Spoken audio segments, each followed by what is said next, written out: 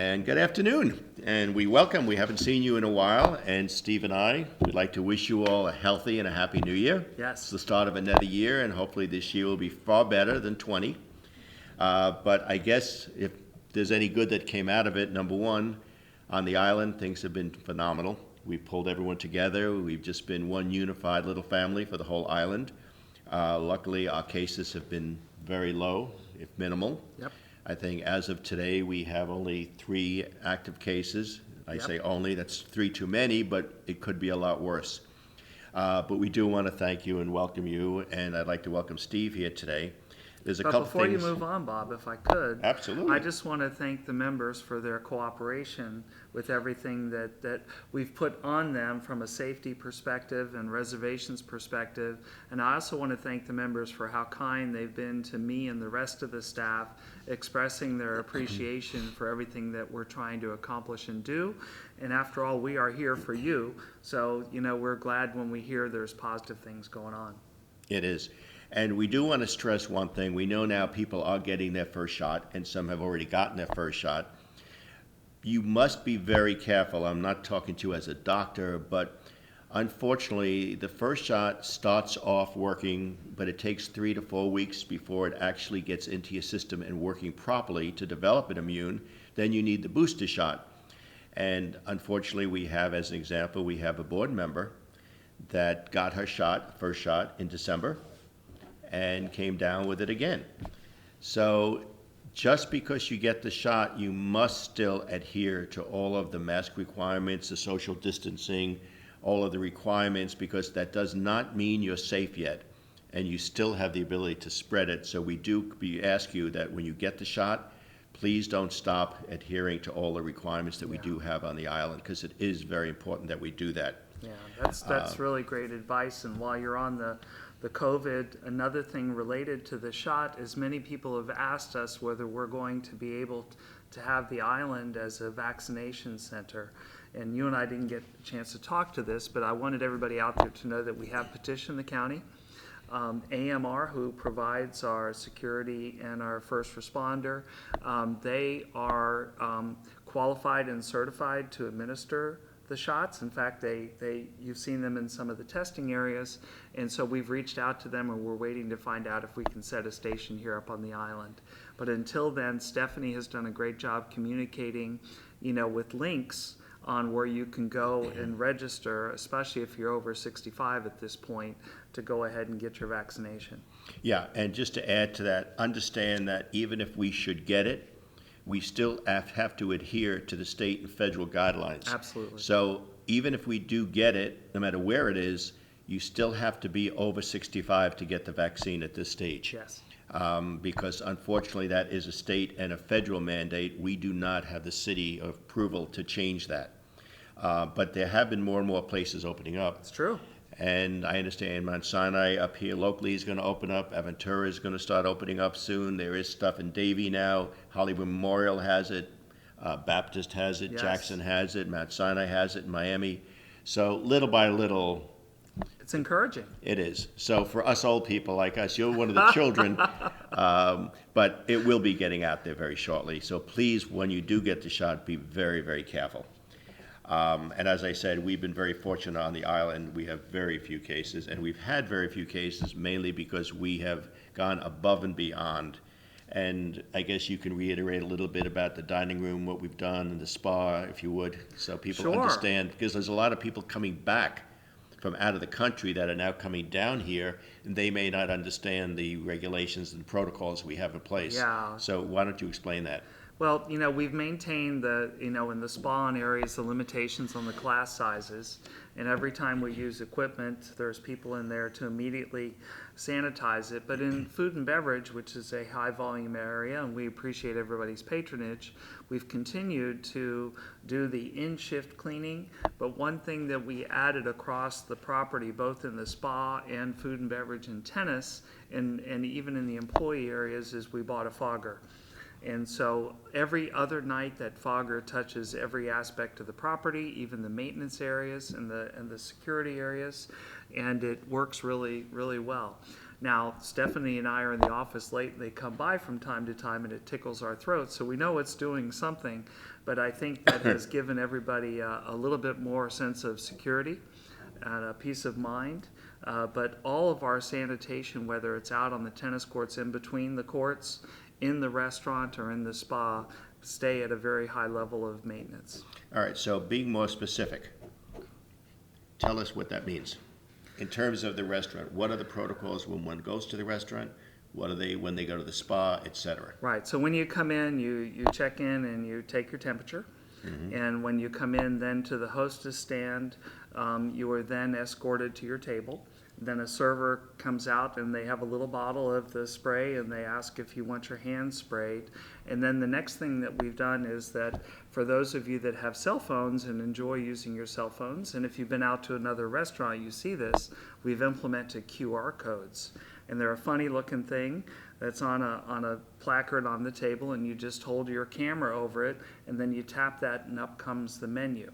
And of course, if you have trouble seeing that, we'll give you a physical menu that is thrown away. You know, it's a one-time use kind of thing. But during the shift, there's a person assigned to walk around with a bottle of the sterilizer to go and wipe down the bathrooms continually, wipe down the kitchen continually, and then go through the tables continually. And of course, after each table is served and sat, and before the next person, the chairs and the tables are sprayed and wiped down as well.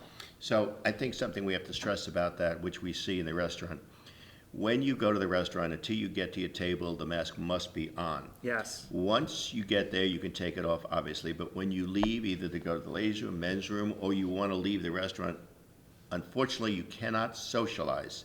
And one of the biggest problems we're having, people go to tables to visit their friends. Yeah. Sometimes they wear the mask, sometimes they don't wear the mask, and it becomes a problem because we all want to say hello to each other, but understand right now we can't have socializing in the restaurant. We've taken away tables, we've separated them, so there's much more separation, and we'll continue to do so until such time as obviously this passes, which we hope will hopefully be sooner than later. But it is important, and the same protocols for the spa. When you go in there, you're going to wear a mask, you're going to be temperature checked. They only allow a certain number of people in at any given time, whether it's into a class, which is by appointment only, or into the gym. And at 12:30 every day, they shut the spa down for an hour, and they totally clean everything. Then they reopen at 1:30. So I believe these are the things you must be very well aware of, but please adhere to them. One other small note is, unfortunately, 2 of the nail technicians in the salon did come down positive. They shut the salon 10 days ago. Everyone other than those 2 people had now tested negative, and they won't reopen this weekend, but they are opening Tuesday next week. Right. Thank God everyone has been okay, everyone's doing okay. The nail technicians will not be there for another couple of weeks, but the hair cutting and those aspects of it will start Tuesday of next week. And working with Richard, again, we've sanitized and cleaned that area several times. But, you know, I give them credit because of those cases that they've been extra precautionary, taking extra time to reopen. So hopefully everybody will come back soon. Now, on a security standpoint, unfortunately, we all know about what's happened in Washington, and the city is going to be taking extra precautions due to the possibility that, you know, you never know what happens at all these various city halls and public buildings. So for those of you that either need or will have to get to the city facilities, City Hall, and all of those subsidiaries to it will be shut down late afternoon the 19th and will reopen on the 21st. So, and there will be additional security around the city, around the Turnberry Aisle, Circular, and throughout. So when you see this, don't be nervous. It's a safety precaution. We will be dealing with it on the island, but unfortunately, we never know what can happen, and to play it safe, the city is shutting down everything and becoming extra cautious for this period of time that we're going through right now. Anyway, now let's get to the good things also. Tell me how the deli is open. We should have opened, and we didn't, but explain why and when we are opening. Yes. Well, the deli is very exciting and very frustrating at the same time, but we're going to focus on the good news. Robert, Deborah have brought in the test meats and the test products and everything else, so we're getting really close to what our final menu is. And in December, we were in the late stages of installation, heading towards an opening. And we had an unfortunate incident where a piece of equipment, one of the Deli display cases, in the installation process shattered. And the kind of glass that it's made of, it just went everywhere. So the replacement for that is going to take 6 weeks from that date, which we expect to be early February. And fortunately, we've been able to hire a great barista and a couple other people to work the facility. They're working upstairs in the restaurant with our team now, until we get that open. But it was just a bad circumstance. So when that does that didn't allow mean us. so when will we be open? We're thinking by the 10th of February. Okay, so that's about 4 weeks away, 3 weeks away, Well, that's, roughly. 3 to 4 weeks away. Okay. Right. And to explain what the deli will be, because we've had a lot of questions, is it kosher, isn't it kosher, what will they have, et Yeah. cetera. It will be kosher meat, but for those on the island that require strictly kosher, it will be brought in, packaged before it gets here by the synagogue that it's coming from, the caterer. So there will be meat that will be kosher for those people that adhere to the kashrut standards, but all the meat will be coming from the same place. It will be the finest grade, and we will have sandwiches, we'll have Starbucks, and we have Starbucks, which is an amazing thing Yep. to add to it. So the baristas that Steve had talked about are being trained by the Starbucks company to make sure that all of these specialty drinks are made that way.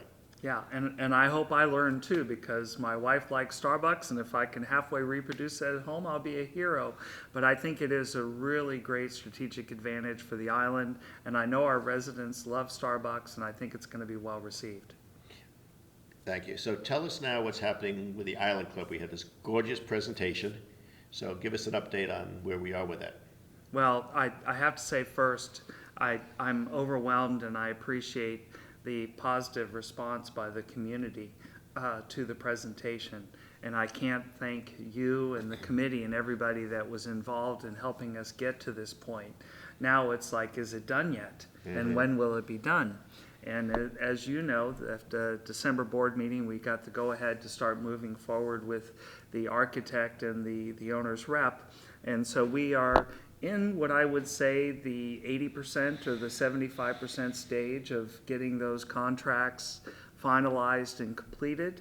And then we'll get that team together and be able to start moving through the 3 phases that we intend to get through over the next 8 months, 9 months, with the intent of getting a shovel in the ground. The early phases, the finalization of the schematic and the programming are the easier phases, and then the later phases are the validation of the budget, doing some testing with the vendors and the contractors to test the price model, make sure it's designed to fit within the budget. And then the final piece of that will be the permitting process, and then we'll be able to put a shovel in the ground. Okay, so going back to my question, when is the shovel going in the ground? Well, our objective is still sometime September, October, and there's the objective right now to get the first piece of the puzzle into place is over the next 10 days to get both the owner's rep and the architect's agreements done, and we're doing them both at the same time so that they're enjoined and aligned in the same way to meet timing thresholds and achievement thresholds to get us moving. So we're in a good position that by the end of January we'll have some good momentum. All right, so to get back to September, October, it's an 8-month process to do all the soft cost architectural Yes. engineering without going into the details. We will have a shovel in the ground sometime around October, and we intend to build it. And what do you say, about 9-10 months of construction time? Well, I think that we'll learn a little bit more because I've heard everything from 10 months to 15 months. And as we go through the architectural validation phases on some of the key things, I think we'll narrow it down. But I think best case scenario is 10 months after we start, which would get us open before the following season, which is our ultimate objective. That is the goal. No buts. No. There are no buts, Steve. No. We're holding you to what you just said. We break ground in September. I'm good with that. I was getting ready to say something positive. My love, I love you dearly. We heard you all say Yes. you're breaking ground in September and we'll be Yes. open for the next season. That's right. That's where we leave it. That's you what- all heard that here tonight. That's And what it Steve, we is. hold you through that because we know with your tenacious ways, you're going to make that happen for the island. Absolutely. Okay. Because it needs to happen. And who is on this committee that's doing this? I think we owe them a great round of Well, thanks. our construction committee Yeah. chair, who has worked tirelessly, is Ron Kettles. And then we have our vice president, John Fells, our treasurer, George Garcia, our legal committee chair, Richard Burton, and then we have Jay Eichels, who was on the last committee that put together the spa, and then Jonathan Evans is on that committee as well. And I believe Barry Lewin is on that, isn't he? Yes, Barry Lewin was involved in the strategic planning committee and then pumped over to Great, this committee great. as well. Thank you for that. Now, I want to clarify something. There was a misunderstanding that could have been my fault at the last board meeting when we discussed the cost of this and how it's being paid for. And there was some ambiguity that people thought I may have said there's an assessment of some sort to pay for the Island Club. Let me make it clear, the funding for this is coming from the banks. We already have this in our bank loan. It's part of the $90 a month that you pay. There will not be an assessment to cover the cost of construction of the pool renovation, clubhouse renovation. It is already in the loan. We already made provisions for it when we refinanced 2 years ago. So I wanted to make sure you all understand, if I did make any reference to it, we were talking about dues at that point in our membership dues, but in terms of this, there will be no assessment to fund the cost to do this. So I just want to make sure we're clear that there's no misunderstanding about that. In terms of this, we have our next board meeting coming up January 28th. 28th. And I believe at that meeting, we will be talking about something very important, and that is committees on the island.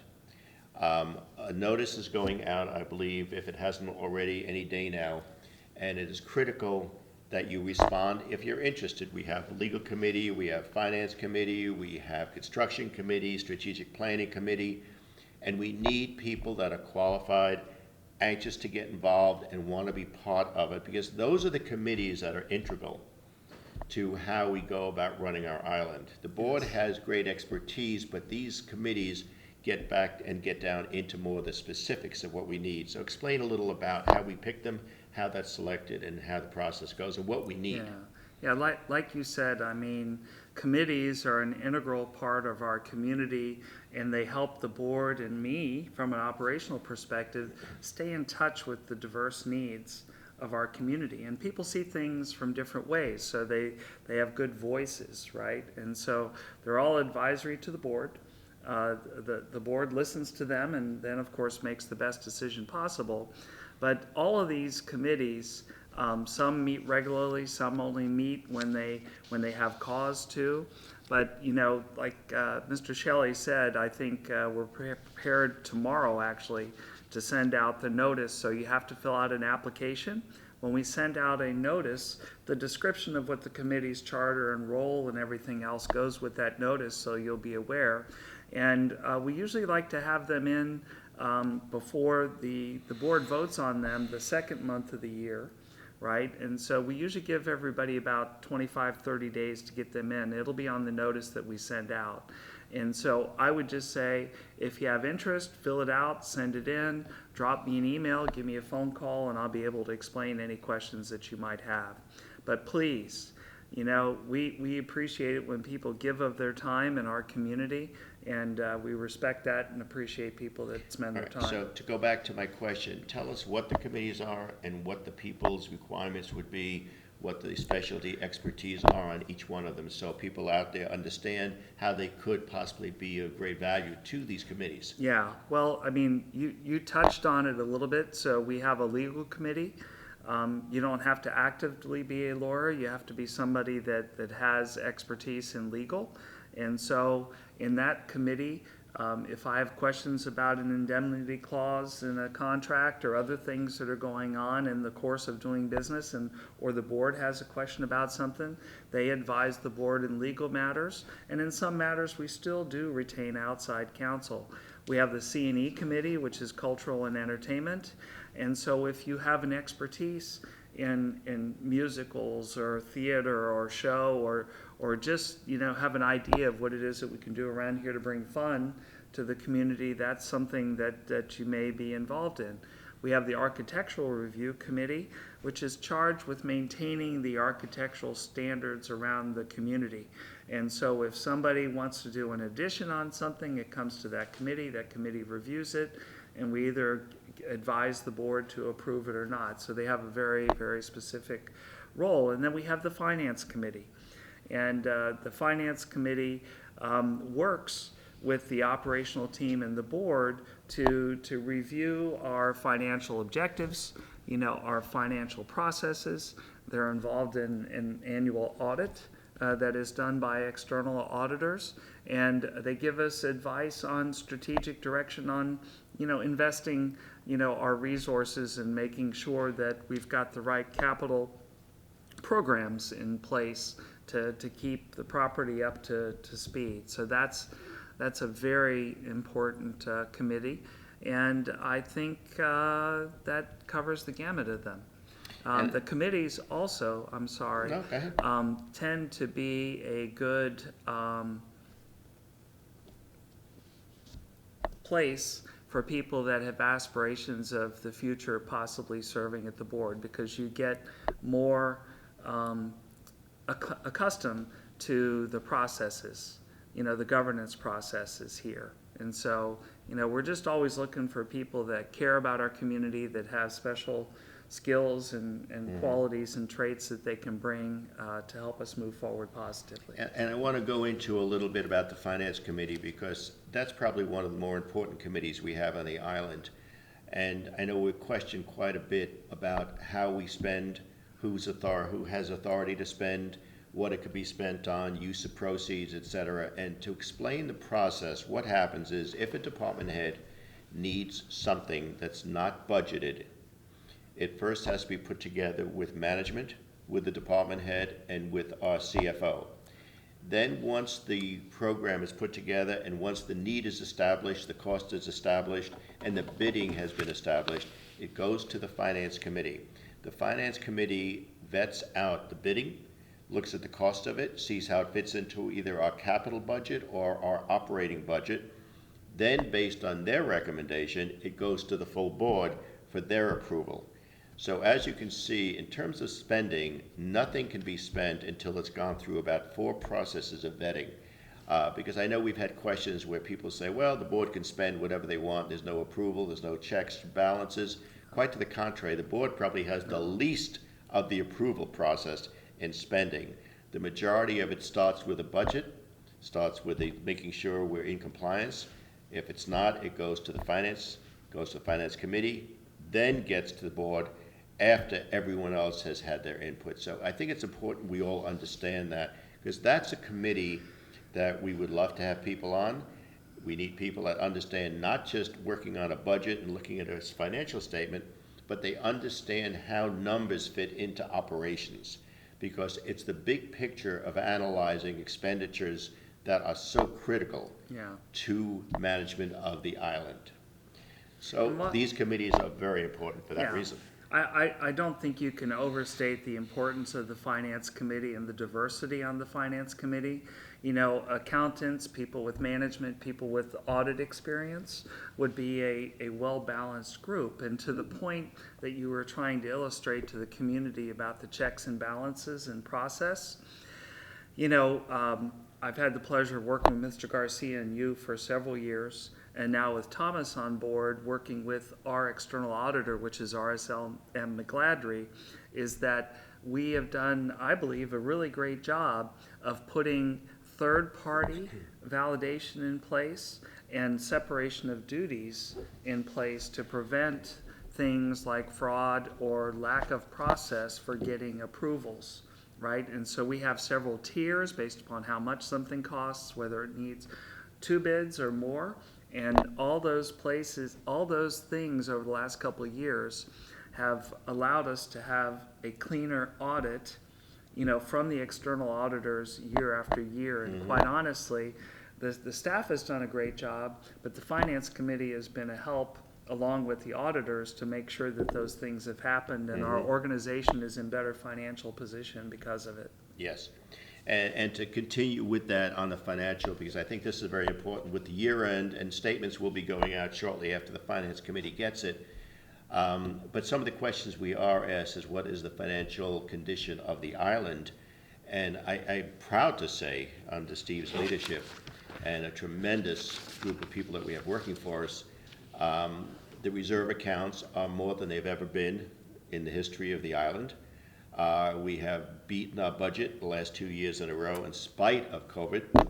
And we presently now are in the strongest financial condition this island has been. And that is the reason we can now proceed to do all of the capital improvements that we're looking for, because we've stabilized the island financially, emotionally, and stature-wise with the personnel that we have here. But as you will see coming up in the next few weeks when the end of the year financials come out, we are in the best financial condition this island has been in. We are starting out the year in a positive position. Our reserves are solid. We have done what's called a reserve study, which we do every few years. And what that does is that's a study that tells us how much we need in reserves in case of an emergency. And they give you the recommendations based on size and the condition and such. Yep. And we have not only met that this year, but we've slightly exceeded that demand that they've asked us for. And that's a security blanket, because those are funds that are sacred to the island. God forbid there's a hurricane, emergency, cooling towers, construction. That is what keeps us safe without having the need for any kind of assessment. So I'm pleased to talk about that and say that. Now, the other thing is a committee we've talked about is C&E. And C&E is a cultural entertainment committee, and obviously they have had their challenges this year because we can't have any events live. And everything has been virtual. And we've had a few shows virtually done. We've had some lecture series done virtually. We've had speakers. We've had international movie nights. But right now we have Stephen Sondheim show that's being done virtually. And I would suggest, if you have not signed up to see it, this is coming out of New York. It's made up of about 8 or 9 Broadway stars that have gotten together and are doing a tribute to Stephen Sondheim. The show is free to this community, and we only were able to secure 125 tickets for the show. It's running through, I think, the 29th of January. Is that right, Stephanie? So please contact Stephanie, book your reservation. You will need a code to get on to see the show, but it is totally free. But I would suggest you do see it. It's an amazing show, and it's something that we're trying to promote with the C&E. There will be more shows coming up over the next couple of months virtually, but at least you stay at home, you see your show, and these are top shows coming out of New York at no cost to the island, and that's what we're so proud of being able to do this next couple of months. So please, if you haven't signed up for the Stephen Sondheim show, call Stephanie in the office. She'll make sure you get access to it. There is absolutely no cost to it. I just want to say I saw a preview, and they're fun and entertaining, and what better way to stay connected and bring a little cheer in your life than to sit home and have a glass of wine and watch a group like this. We just had the Brandon Goldberg show, Holiday, awesome. And it was amazing. Yes. We had thousands of people watch it, totally free, and it was just beautiful to watch. So please take advantage of all these things. Yes. These are the kind of things that in these times, it's a hybrid world we live in.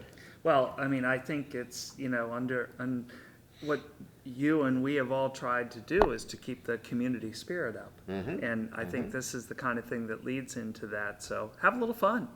Well, we're going to try. And again, we want to wish you all a healthy, happy year. Yes. Get your vaccines. Please be safe. And we only wish you all the best. We will be back with you next week. I understand that Stephanie has a special class that's going to be done online. So please watch for it. But in the meantime, we want to thank everybody, thank the board of directors, wish them all a healthy and happy, because without them, we could not have been in the police we've been in today. They've been fantastic. The staff of the island has been second to none. And I just want to say thank you to everybody for being such a great, wonderful, integral part of our island. And we will continue to do whatever we can to respond and make it a happy home for you. Thank you. And thank you, everybody. And please wear your masks. And please drive safely around the community. There's a lot of extra people on the island, so slow down, save a life, And Happy New Year, be well. Thank you. Have a great day.